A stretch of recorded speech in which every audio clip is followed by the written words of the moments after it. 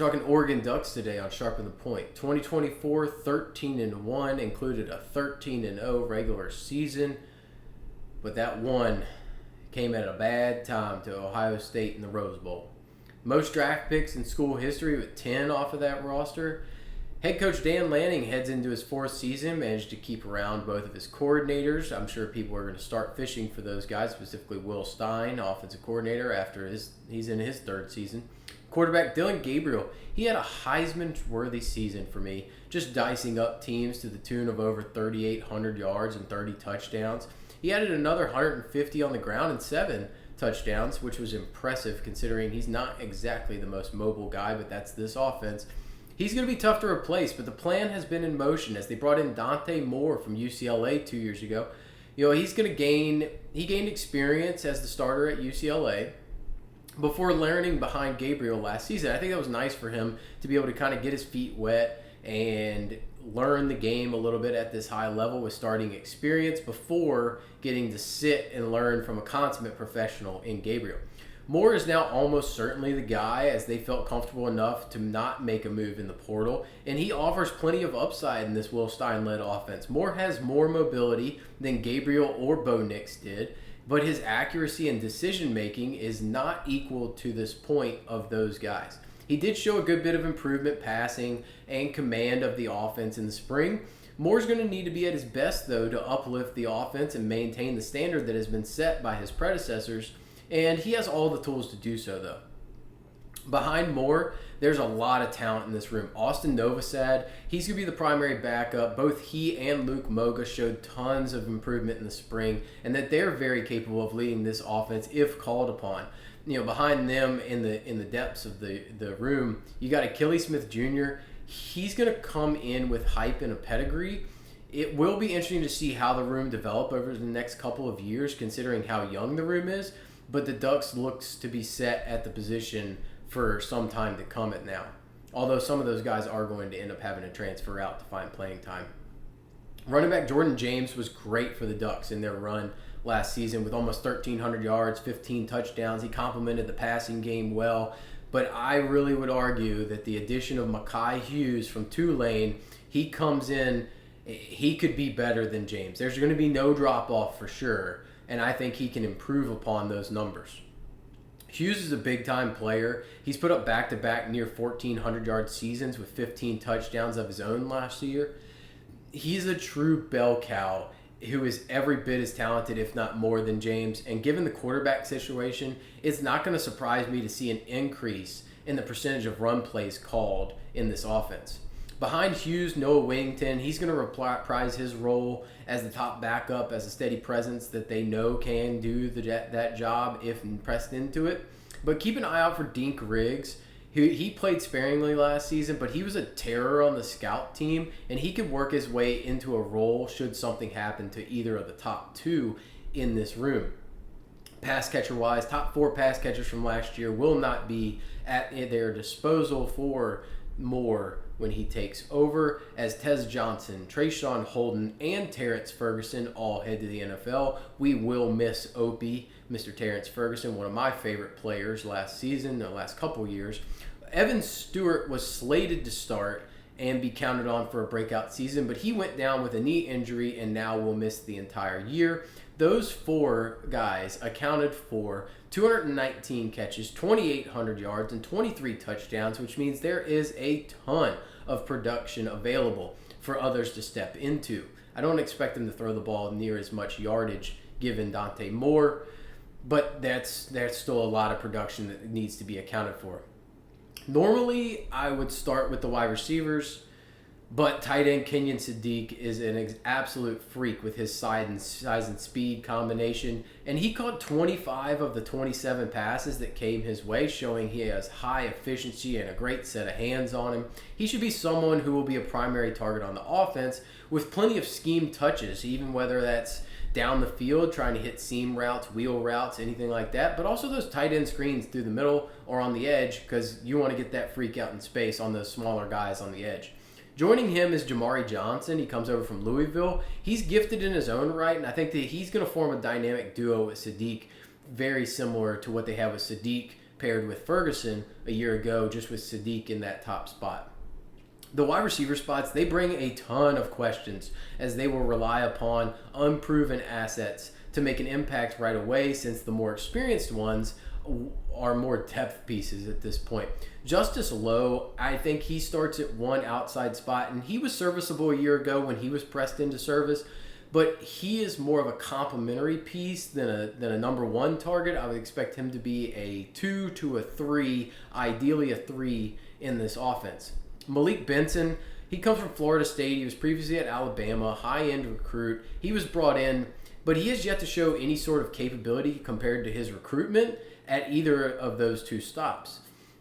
If you are making the case that Benson can improve and be a significant contributor, then you need to believe that he was not used properly at those two spots, and they believe they can use him well in the screen game, the short game, while getting him vertical to take advantage of his straight line speed. Basically, they're saying he's not a good route runner and more of a gadget 3 or 4 than a top-end guy, and I wouldn't expect him to be so. Others, such as Jeremiah McClellan, they expect him to have a good year. Gary Bryant Jr., he's looking to rebound off of a lost season a year ago. And Cooper Perry, he could work his way in eventually, see the field to some varying degree, but we'll see on that one. There are really, to me, two elephants in the room for this unit. You have 5-star true freshman Decorian Moore and former 5-star Jurion Dickey. Moore could produce early as he is the ultimate playmaker, with every player waxing poetic about him in the spring. The question is, how fast can he pick up the playbook and process what he is seeing?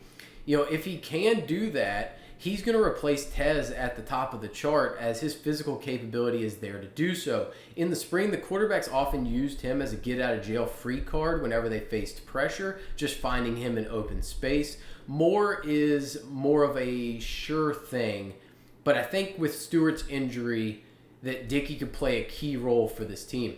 He provides something that no one else can in this room, with great size at 6'3", 215, and that Dickey has said all the right things throughout his time in Eugene, and if it all finally clicks for him, then he's going to explode onto the scene.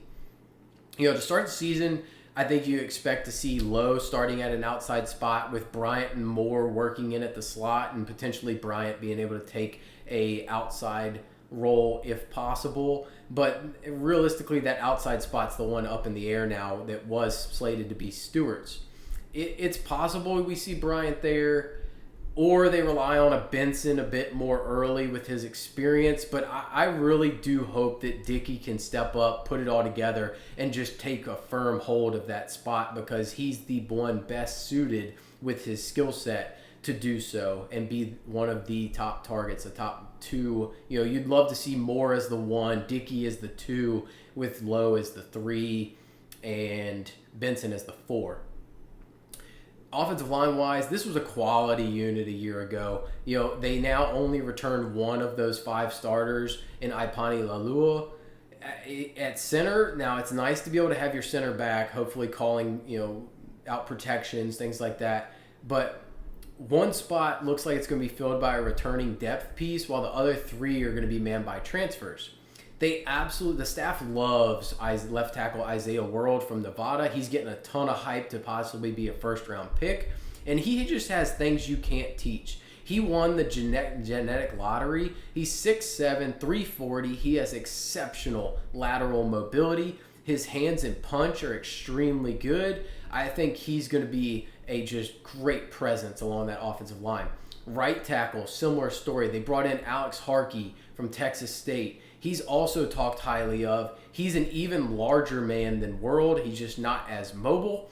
And Emmanuel Pregnon from USC, he's going to man a guard spot. He was a starter there last season.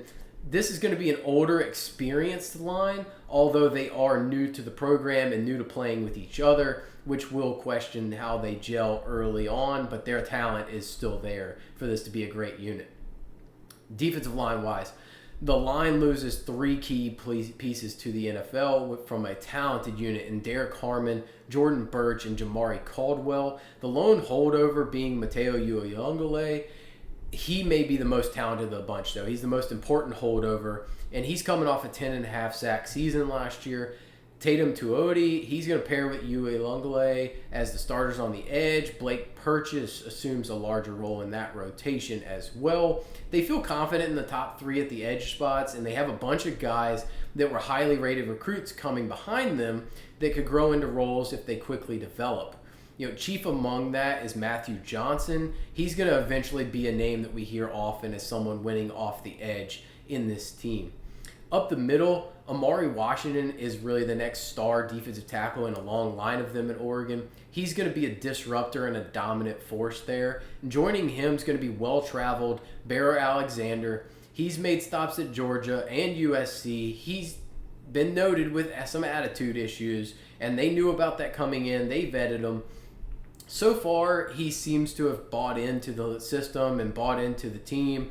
They're leaning on him to be a big part of the equation, so that is somewhat up in the air how his attitude just keeps going. I'm rooting for the kid, but he needs to adjust himself there. Linebacker-wise, they lose Jeffrey Bassa to the NFL, but this is a unit with the most stability as Bryce Betcher and Devon Jackson return after each played a good bit last season. Betcher's going to lead this defense. I think he's going to be the heart and soul of it. He is one heck of a talent, and I look forward to watching him on every Saturday. Defensive back-wise, every starter is gone from a unit that looked good for much of the season before they got roasted by Ohio State in that playoff game. They got out-schemed. They got outplayed. Their eyes were just terrible in that one. They're going to need to be better now. They're going to need to mesh early and have their communication on point because they're going to be tested early and often with this schedule. Jaleel Florence, a tall, rangy player, he's going to start at one corner spot. He started 9 games in 2023. He missed 2024 with an injury, but he looked to be healthy in the spring. The other corner spot is really going to come down to Theron Johnson from Northwestern, Naeem Alford, he's a 5-star true freshman they really like, and Ife Obidigu. We'll see how he goes. Dylan Thieneman, he comes in from Purdue. He's going to be the leader of the secondary in the safety position. He's got a ton of experience. He's a really good talent. He played on an awful team last year. Poor guy. At least he's going to a talented spot. And the other spots look to be up for grabs to me. But they have a lot of talent in the room, and they're banking on that to show through. Look at the schedule this year and the outlook. They lost a ton off of a very good team a year ago, but the staff feels like they've reloaded well, specifically on the defense. And this is a year where Lanning and company need to show that they can develop these high-end recruits they've been bringing in, year out, as their growth will go a long way to maintaining what they have been so far under Lanning. Montana State, easy win. Oklahoma State, I think they just dominate, specifically in Eugene. At Northwestern, easy win. Oregon State at home, win. It's not a rivalry anymore. They're going opposite directions. At Penn State, I think this one's the one where Drew Aller, with the road travel across the country from Eugene to Happy Valley, neither place very easy to get to. I think that's a loss. Indiana win. At Rutgers win. I know Indiana's good, but we'll see. Wisconsin win. At Iowa, I feel like is a trap game on the road. Tough environment in Kinnick Stadium. That comes down to me to that Iowa offense. I would lean that Oregon takes that game down, but I'm interested to see. We're going to learn a lot about Gronowski and that offense, and if they can play well on offense, it could be a tight one. Minnesota win, and then USC, I think they take care of business. Followed lastly, at Washington. They've been a thorn in Lanning's side in his time there. Damon Williams could be an issue for this unit, specifically with what they have on the defensive side. I'm going to lean that Oregon wins this game, but I continue to say Washington is my dark horse, and they're going to surprise some people. Getting to miss Ohio State is a benefit to go along with a soft non-con schedule. I just have faith in Lanning to be able to be the coach who we think he is and have developed the recruits he has brought in. 9 wins seems like a safe expectation. I think 10-11 is the most likely outcome in a playoff spot. Once again, with hopefully more success and more time in the playoffs than they had last season.